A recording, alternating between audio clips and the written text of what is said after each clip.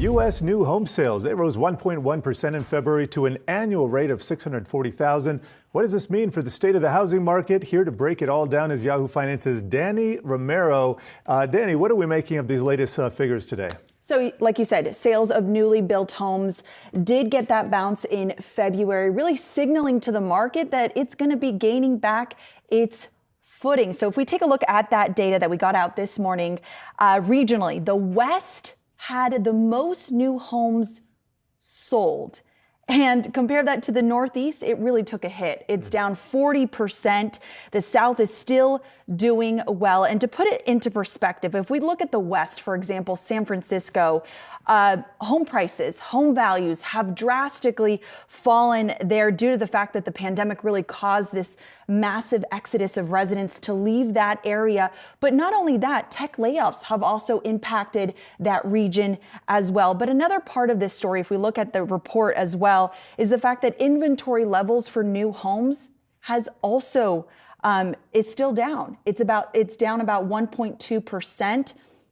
In that same report, the number of homes sold and are about to start construction rose to the highest level. And to give you some insight on the home builder perspective, last week we heard from the home builder company Lennar. They said that they are betting on the fact that there has been a drop in housing starts and building permits. And because of that, they say that there's going to be more availability for labor and materials, which will allow them to really increase the pace for their new homes. So that's just kind of give you a little bit of perspective on the home builder side. But another thing too, under this whole backdrop, mortgage rates have also been on the downswing. Yes. Really fueling, home buying activity, which we've obviously seen even under these current banking fallouts. Yeah, so it's great. Mortgage rates are coming down, but at the end of the day, it comes to confidence in the banking system. Confidence runs both ways. As a lender, as a bank, you want to have confidence in the ability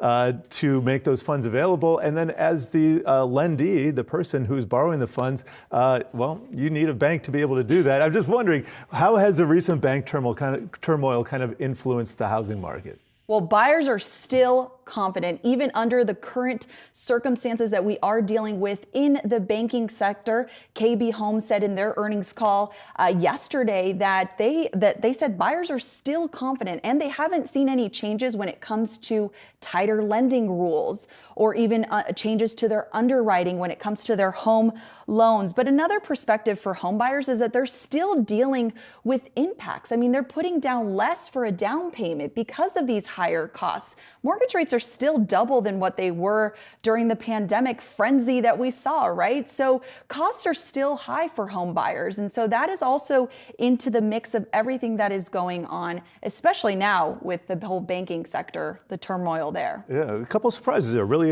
appreciate that report, Dani Romero.